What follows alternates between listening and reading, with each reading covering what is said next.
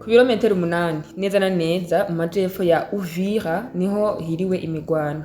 Turabona neza kandi aha muri Fizi mu gace bitwa Tuwetuwe naho nyene habonetseho imigwano twigwaneho yashoboye kuba yotera kuri coalition ya FARDC.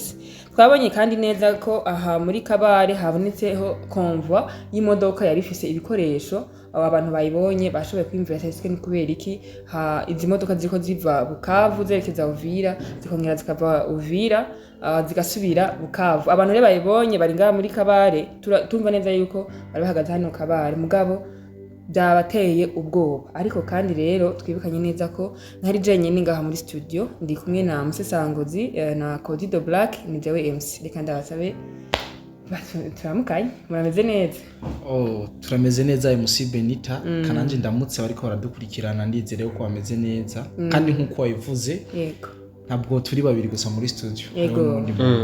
Amahoro Imana akomeze kubana namwe ndamutse n'abagiye kubana natwe muri kino kiganiro numva yuko ari kiganiro gihambaye cyane gose batura agatebe kabisa bicare. Yego ya ni byiza cyane murakoze cyane.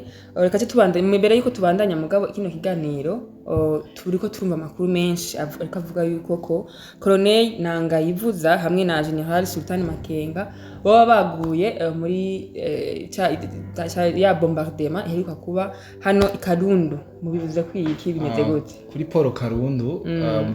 MC Benita nagira mvuge ngo bwana MC Benita ariko nakuba nihenze cyane nta kibazo. MC Benita nkuko abantu benshi bagiye baravyumva ku munsi wejo urenganye igenekezo ya 14 mu masaha ya 8:30 nyamba nihenze harabaye bombardement idasanzwe kuri Paul ya Karundu aho AFC M23 yo yanditse inzandiko zayivuga yuko ari FARDC yashoboye kurasa mu bene igihugu ariko mu matohoza twakoze twasanze ahubwo FARDC yarashe inzu yariko iraberamwe amanama y'aba officier yo mu gihugu cy'u Rwanda ndetse nabajya bandi bo mu nyeshamba b'abakongomani bagumutse inzu y'uburiro ya donc bariko baragira inama rero no ko harimo buriro n'ibindi mugana byo birashoboka. Rero aba bariko baravuga yuko General Sultan Makenga yoba hasize ubuzima ndetse na Colonel Nanga abarundi bavuze ko atandura ivugira ku gahinga ubusa.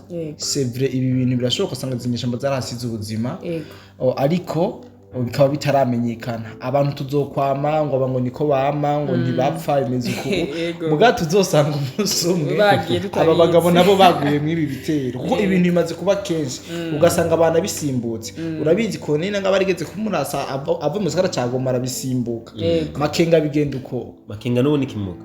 Yes ni wa Kenya Wiringoma wese vyagenze ko nyene yararusimbutse abari bamuhetse bose muri ko babishe bwana Musango zinzi ko vyibuka mugabo wararusimbuka. Rero uno munsi nga kuri Paul Karundu hari amakuru urukuru biko ravuga yuko nabo bagabo baba bari mu inama zariko zirahabera kandi amakuru twatoye nuko abasirikare baba officier mu rwego rukuru barenga 40-30 kuduga bahasize ubuzima muri bitero bisigura yuko abari muri zino nzu bose abenshi 80% barapfuye. Abo batapfuye ni nk'abajya baba ari hanze bari bacunze umutekano kubera ko urabona ajya amadrone yaje yibasira kiya kizu bari n'abantu baravye amasanamu cyangwa amafoto ya kiya kibanza bakubisemwo kabisa. Mwabonye ko ari umunyota gusa kabisa. Mwabonye uko inzu ya bomotse kabisa kiya kibombe kirayimba urumva amatafari yo hasaja hejuru amabati yahiye kujya kwibihunda. Sinzi yuko ivyo mwayibonye. Rero abantu bakomeza gukomplika ngo Colonel Nanga ngo ntiyopfa ngo Sultan Makenga ngo ntiyo ngo ni bya bindi ariko ibi bintu muze navyo ne mubishira mu gaciro kubera iki batova.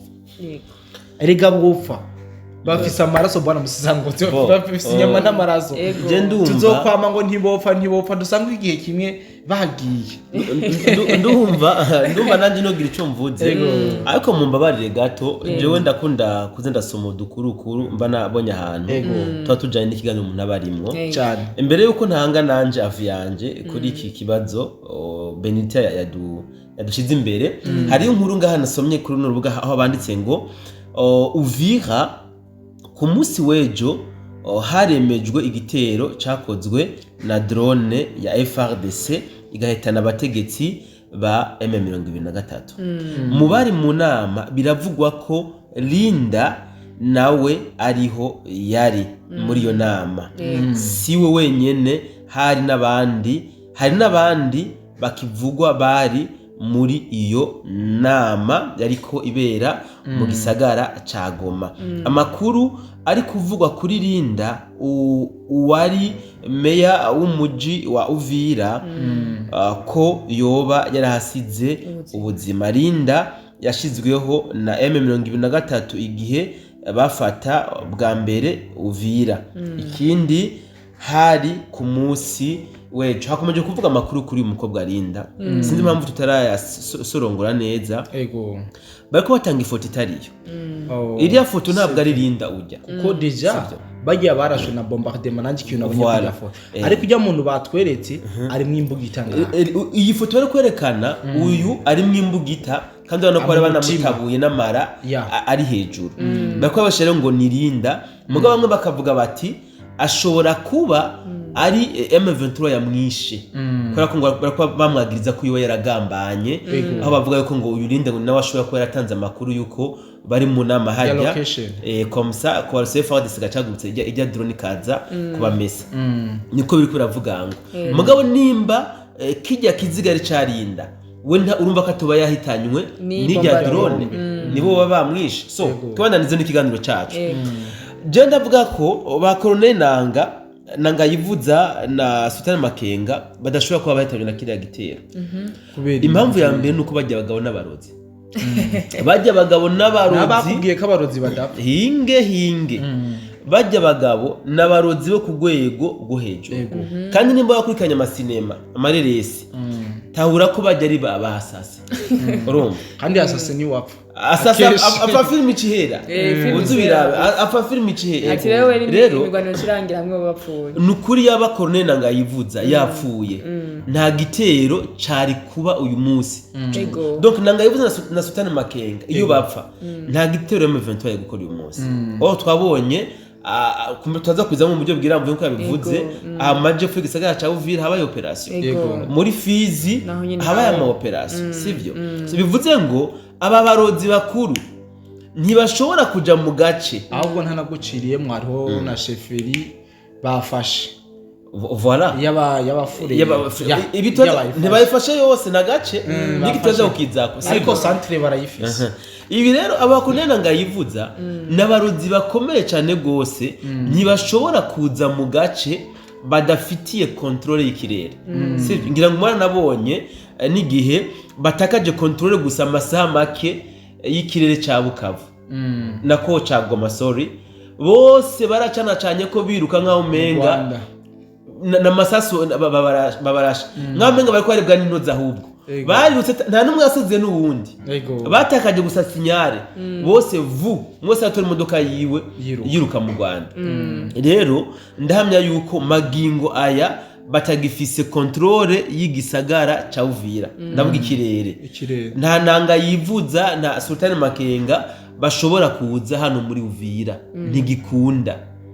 Ku munsi wa Johana avuga yuko ngo na Kabila yoba yariho yarari ntibikunda. Bajya n'abarozi bro, bajya babirabira kukiyo baraba kukiyo ati nitwaje rero abantu bo kwibaza ko abantu bo baguye muri kiriya gitero sindavyibaza. Kandi abantu boga muri kiriya gitero ngo hashoboye guhera amasaha 28 amakuru atarasakara. Ntibikunda. Uwasohoye amakuru ko Linda yapfuye yariko yamaze gusohora n'amakuru mu buryo bweruye agaragaza ko Makenga na Nanga yivuza nabo nyene boba bapfuye.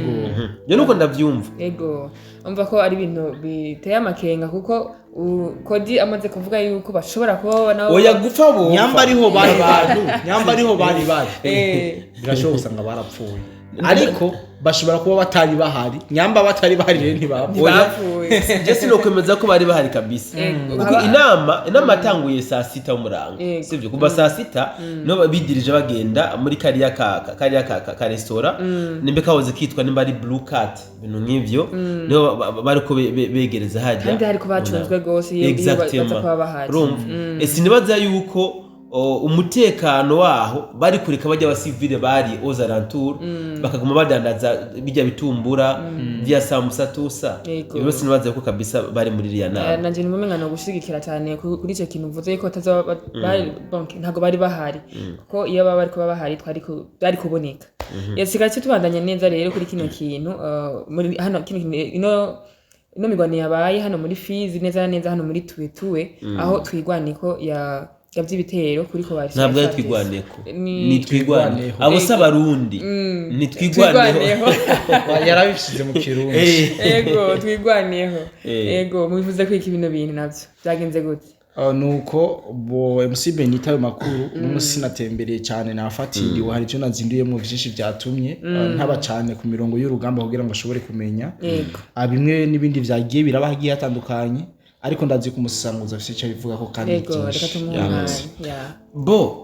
imbere yuko nza kuvuga kuri ivyo uburiya habaye ama operation menshi hariya muri Fizi sivyo muri Fizi iki gisirikare cy'abanyamurenge numva igisirikare cyabo tucite igisirikare cyabo mbwa ari nyeshamba muri Kongo iyi twigwaneho bo bagavye ibitero muri tuwe ku bindiro vya coalition ya FARDC igitero bagavye biza kurangira mvuge basomeye bari biteze ko baza kwirukana aba wazalendo na FARDC muri bijya bice byose bari barimwo mugabo bagiye gusanga bariko barasuka amazi ku rutare kuko basanze aba wazalendo bahagaze bwuma bahagaze magabo maze bararinda ibirindiro byabo izinyeshamba zigiriki zirigonga ahubwo hari ikindi kintu caje kuba batari biteze ego mu bisanzwe hajya muri Minembwe muri Fizi iyi twigwaneho na Red Tabara amazi ko bari kumwe na M23 bo ubu bakomeje kugaba ibitero shuma ku birindiro bya coalition FARDC kuko bamaze kwikeka ko umwanya wari wose babadutsamwe umuriro kandi uremere cyane rwose babamesa rero bobo bakomeze kubagaba ko dutero shuma kugira ngo bise nk'aba baca intege babi mu mwanya wo kwisuganya kuri uyu munsi rero kintu cyaje kubatangaza ntacuze muri gwisa nkuku nkoresha iteme ko ibara ryaguye bo bagabye ibitero muri tuwe nabo baca bagabwa ko igitero muri gwisa nkuku aho mu byukuri bagize uko inverse aho rero nuvuga ko ibara ryaguye ibara ryaguye amaye makuru hariho n'amafoto ngira ngo ndaza kuyabapartage mu yarabe barajyaguye kabisa mbona amakuru ndose ndi muri studio sindayasesangura sindayaja ndayakurikirana neza amenye ingene byagenze mugabo mwumve ngo barajyaguye kuko ni benshi bahaguye ni benshi bapfuye kabisa muri iki gitero cyakozwe na coalition noneho ya FARDC hano muri Gisankuku ku birindiro bya coalition ya twigwaneho hariho n'agafoto kariko karazunguruka kumbure sindabimenya neza aho banditse ngo umuvyimba w'umuvugizi wa M23 yishwe n'aba wazalendo ngira ngo muca mukabona abataya muri studio bihangane nukuvuga kuntu kameze kanabasigurive n'agafoto kerekana inyeshamba zitari zike sevre zirenga 8 kwimbere hari izindi ku mpande izindi zifise umurambo canke umuvyimba urabona ingene bawutekeye bawuboheye ko ku giti ugenda wenena maze abandi bafata igiti imbere n'inyuma kandi uwo muvyimba wambaye ni casque voilà ni casque rero bavuga ko ngo yo bari muvugizi wa M23 none ko umuvugizi wa M23 tumuti yo bari we yatarutse mugabo bagira abavugizi benshi nta wamenya kumbure iyi Oscar hari uwitwa Oscar bagira benshi reka iyi nkuru tuje kuyoga ko runono turaza kuyishikiriza abariko baradukurikirana kumbure kandi sinumva bwana musanguzi gituma umuvugizi yoza kuri front ababingo urabona hadiri hari mu ishamba bro ababingo bigira beto barigira yuko bakomeye kabisa nka usanga bari bazingo na gace bagiye gufata hamace yicara bafate ama microphone kwa kundi wiringoma yabigira aja kwesha n'ingingo ngo ko yasangira ngo kula umukule umukwa murasikia amabare ngo ivi bishayisha urabibona nivyo bintu byabo rero nusanga yarigize tane wa mwamba yigira beto acaja kuri fro bamuhera ahura n'abawazarendo baca baramutabira so rero muri muri Fizi Ego. ntabwo ibintu biriko biroroha Yeah. kandi n'amakuru dukomeza kuronka ariko arahava hari imyidogo idasanzwe yuko ngo coalition FARDC drone zamiza hejuru nk'ibisiga ibisiga biri ahantu haguye abantu biko bigenda bironde ngene binoba ngamadone kabisa FARDC ajya ni meshane gose kumbere cyo kimwe nahajya munsi ya Uvira ngira ngo twashika nawe nyine turaza akubivugako bwana musesanguzi sinogenda ntagize ico nongeyeko kuri ibijanye n'ibi bitero bikoraba ngaha mu misozi miremire ya Fizi hari haheze imisi tuba turabona ibitero ngaha muri Fizi byari bisa nuko byagabanutse ndibaza twagumye tubibabwira mbere igihe Uvira ifashwe wamengo Fizi ho nta cabaye ibitero byaragabanutse ariko mu misi mikitambutse twagiye twumva abanyamurenge caca twigwane vuga ati abarundi bagarutse bari gushinga ibirindiro za point zero na kibogobogo bibogobogo na bibogobogo aya makundazi yuko abadukurana twayabahaye kandi uno munsi turikumva yandi ma attack ariko aragabwaho abatwigwaneho bana musesanguzi ko tuzi wazarendo nayo bavuzemo muri bajya ariko barashingamwe ibirindi bavuze abarundi twavuga ko ari abahungu bantare twavuga ko ari abahungu bantare ariko barataka yitwigwaneho bo ikintu ngiye kuvuga kuri ibi ntacuti buriya izina FEDENEB barikoresha kenshi mu mitego itandukanye sivyo kuriya uribuka ko bwa mbere banabivuze yuko ngo FEDENEB ngo yicishije abanyamurenge inzara ngo FEDENEB ngo byagenze kuna kuriya sivyo mugabo twagiye gusanga bari bafite umugambi bagomba gukora maze bawagirize FEDENEB sivyo bagomba kugira genocide ku banyamurenge bagomba gukora massacre hariya muri za Minembwe za Mikenge za point zero donc mu mihana y'abanyamurenge baca bavyagiriza abarundi kiya gihe ngira ngo murabyibuka yuko umuvugizi wa FEDENEB uyu General de Brigade Gaspard Baratuza yacaye beshuza aprecisa avuga ahantu hari ibirindiro bya FEDENEB rero no kuri ubu kumva bavuga yuko hariya muri za biraro mbiri za bibogobogo n'ahandi ngo hariho ngo ibirindiro bya FEDENEB je bintabyo no kwemeza ntabyo no kwemeza kubera ko n'ubwa mbere bari babeshe ko bahari mugabo badahari nabahari atabahari bana musesanguzi sinda guciriye ariko uvuze yuko atabahari mu gihe tuzi yuko ingabo z'u Burundi muri Kongo ziriyo zihagaze ziri mu kirere bo tuvugana kino kintu sivyo tuze tuvuga ibintu dufitiye n'ivyemeza sivyo cyane jewe uco nzi nuko ingabo z'ubundi ziri ku butaka bwa Kongo exactly ahantu nzi ziri muri Baraka zirahari Karemi zirahari wanashaka no ngaha kuri fro muri CU aha Makobora naho nyine zirahari no muri Mwenga ndazi ko zihari sivyo no muri vya bice Eden ni muri Mwenga aho General de Brigade Baratuza yavuze handazi ko abarundi bahari mugabo aha muri ariko na Kavumu yari yayivuze Kavumu ni impande ya point zero buri Kavumu ni Bukavu ni kigwa c'indege oya sipa Kavumu Muramvya ni ngaha ni muri Mwenga Muramvya muri Mwenga urumva rero sinoce nza ngaha ngo mvuge ngo niba ariko ravuga ngo nivyo kuko nta cyaretse kwivuga ko nani umuvugizi wa FEDENEB ushobora gusanga rero wa mugambi wabo bagomba kuwushikako baca bavuga bati twari twasemereye yuko abarundi basuye kugiza ibirindiro aha ti rero ni murabe ne dusanga ari bo babikoze nayo shwi ego murakoze cyane reka tutubandanya neza neza ku bintu byateye ubwoba ku abano bantu bari neza neza ha Kabare Kabare ego aha Kabare niho habonetse konvoi y'amamodoka yagize amavive uruja n'uruza birabatera ubwoba bimeze gute habaye iki ariko hateguwe iki no kubona musesanguzi Prito MC Benita mbabarire ego c'est vrai ibi bintu nivyo mbere mu kiganiro twari twakoze mu gatondo ka kare twari twabimeze nk'ababicishamwo uvuze yuko habonekanye amakonvo y'amamodoka menshi ava mu gisagara ca Bukavu aza muri Uvira yongera asubira muri Bukavu ndetse ukavuga yuko byashoboye kuvugwa n'abari muri Kabare urabona bari muri Kabare bari hagati na hagati bategereza kubaca baza barababona basubira inyuma barababona. Jewe ico natohoje amakuru nashoboye kuronka nuko izi modoka zaza ngaha mu gisagara ca Uvira zari zigizwe n'imodoka z'abasirikare, amakamyo, habonekanye amafoto menshi ndetse hakigwa n'imodoka z'amajipe harimo n'amambirasi. Niyo makuru twashoboye kuronka.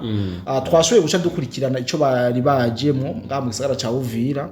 Amakuru dufise nuko bari baje nice cyane utora inkomere ndetse n'ibiziga byasize ubuzima mu bitero vyabaye ku munsi w'ejo hajya kuri poro ya Karundo bwana Musisanguzi. Rero kuza kwazo mu gisagara ca Uvira mwumve yuko bari baje gutora, gusubira inyuma kwabo mwumve yuko hari ivyo bari basubije inyuma, kuko amakuru dufise nuko izo modoka z'amakamyo arizo zoba zatwaye ivyo biziga vyahasize ubuzima nga mu gisagara ca Uvira haniza kuri Poro Karundo. Ndetse ayo mambirasi nayo akaba yatwaye inkomere z'abashoboye kuhakomerekera. Anayo makuru twashoboye gutororokanya, sinzi Musisanguzi nawe yuko yoba bizi kontre nanje agashobora kutubwira nawe uko inkuru yayitohoje. Bo iyi nkuru nta byinshi ndayizi ko, usibye ko hariho amakuru y'abari ko bavuga bati kumbure tubona umenga basa n'abari bavuye ku mafront, kuko hariho n'iyindi kolone yagaragaye ku munsi w'ejo mu masaha y'ijoro bavuga bati ko turabona abasirikare benshi b'u Rwanda, aho mbere bamwe bavuga bati twibaza yuko boba bagiye gutera u Burundi, sivyo byaravuzwe. Aho rero hagaragariye izi zikagaragarira muri Kabare ziza muri Uvira, bamwe bavuga bati barashobora kuba ari abari bagiye gutanga ramforo muri Kagongo. Bako mu Kagongo ibi ntabwo ari wanyemiriro iguma mu mbere imaze y'imisi, nuko kumbere turahaza ko neze naho ibyahiriwe, sivyo. Abandi bakavuga bati rero bashitse babona ishamba sigeru, baca bahitamo gusubiza imodoka inyuma, akubera ko ari naho nyene ngo drone ziguma hejuru nk'ibihori hajya muri za Kagongo za ni nk'iyi plene de la Ruzizi yose. Voilà. Sino sinibaza yuko bariya baguye hariya muri Ikarundo yuko gushika maginga yabo barakiri muri Uvira, kubera kujya frappe yabaye saa munani izuba riva, sivyo. Rero nimba kuba imibiri yabo yo bikiri hariya, mbona umenga hoba habayeho negligence dasanzwe maginga ari n'aba officier, bivuga ko harimo n'abajenero babiri b'u Rwanda. Rero nibaza ko ahubwo ico no kwepuza cyane ni iki bavuga bati nabari bagiye gutanga ramfort, mugabo basanga ishamba sigero. Ku rundi ruhande naho nkavuga bati kumbure nabari batwaye nabari batwaye munition, donc ravitaillement. Nabari batwaye ravitaillement bazidepoza baca bagira iki barigarukira, kubera ko nta mwanya na muto bahamaze umwanya urume ruhamara. Ariko kandi bwana Musisanguzi, aha neza na neza Kigongo ku birometero 8 by'amajepfo ni gisagara ca Uvira habonetseho imigwano. Ibyo byo mubivuze ko iki bimeze gute? Jewe ico novuga ku bijanye na Kigongo kabisa na hantu hamwe imigwano mino misi kabisa. Je nibaza yuko nyamba hari hishamba ubu hasigaye ari kibuga, kuko ahantu barasiye amasoro agera ku 10,000. Ndibaza yuko ni ushobora guhushuka gemigiti urumva naco kirangwa. Je ndibaza yuko aha muri Kigongo ibintu bitameze neza, nk'abene igihugu bashobobo bahaba ndazi yuko ndibaza bakataba bakihari benshi bo baromotse ku bantu bafite umutima uhuha, ko hamaze imisi mitari mike ariko harabera imigwano. Ahubwo twokwibaza ati nyambo no musi haguma habera imigwano, iyi migwano igamije iki? Abariko baragwana barakenereye isite canke bagomba aho kuza barateramiraho kujya ku mufundi bashobora kumuhikira akaco kubaka inzu akazoyubaka imisi 20 yari itegeza kubaka indwi imwe akagwiza akazi kandi n'ibikoresho bifise yego no tuvyitwa nyene bara Musisanguzi. Bo jewe suko ndabibona mu bisanzwe mwebwe abatangaza makuru hari ukuntu mutuvya inkuru kandi abari inkuru ikomeye cyane gose sivyo. Buriya jewe ndi mu bantu bemera ko M23 ifise inguvu, sivyo. M23 irafise inguvu kubera yuko iyo umuntu avuze M23 ni mutahure otani, nimubona u Rwanda, nimubona Buganda, bariya kabisa, bariya na FDNB baragwanye kuva kera za 96 bajya bamwe bagwana barazinanye umwe wese arazi ingufu z'uwundi sivyo babijya burere barawumetiriza rero mwumve ngo bavuze M23 mwumve OTAN bisobanura iki rero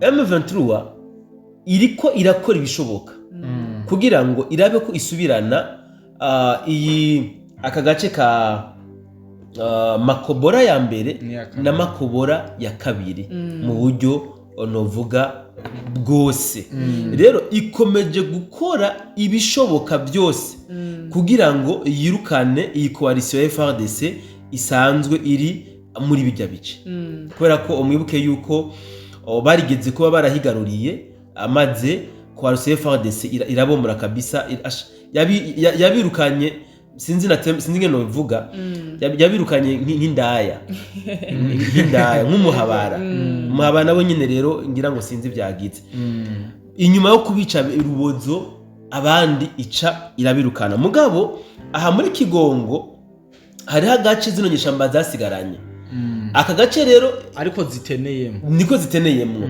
rero bari umwaga bano bantu baba M23 bari umwaga bashaka kwagukirwa bakeneye ko Kigongo yose bayikuramwo coalition ya FARDC kugira bacha progressa na za ni Katondo yes na Kigongo zose bazihagire maze bacha babona kubandanya muri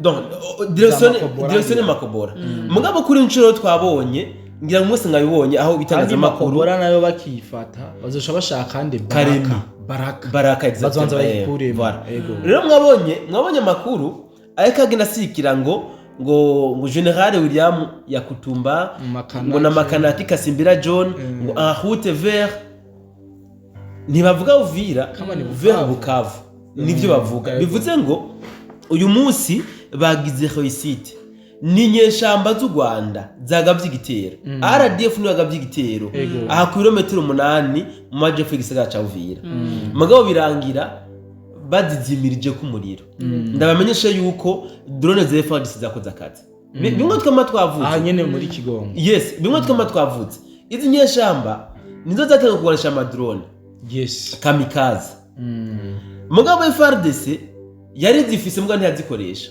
ubu rero nukuvuga n'umuwazari ndaja kurasa aha muri Kigongo aja kurasa afise gahunda drone zatangwe kwanza gukora akazi zirakora akazi hama abawazari ndo bakaza baje kuraba aho drone yakoreye akazi haro muri Kigongo bagize perte nini cyane gose iki gisirikare cy'u Rwanda bagize perte nini cyane gose kukaba nkako ndashobora no kwepuza ikiganiro cyawe icyumviro washikirije kuri ya konva y'imodoka twabona yava Bukavu yerekeza muri Uvira ahubwo barashobora kuba bari baje gutora ibiziga by'abaguye aha muri Kigongo birashoboka kubera ko hapfuye abasirikare benshi cyane gose ndanabibutse kandi yuko no mwijoro mu masambiri y'ijoro kumburengira ngo kwari gucura intimba barateye ibombe izinyeshamba z'u Rwanda bayitera nabi basanga bayiteye abiwabo amabombe ni menshi kabisa barateye amabombe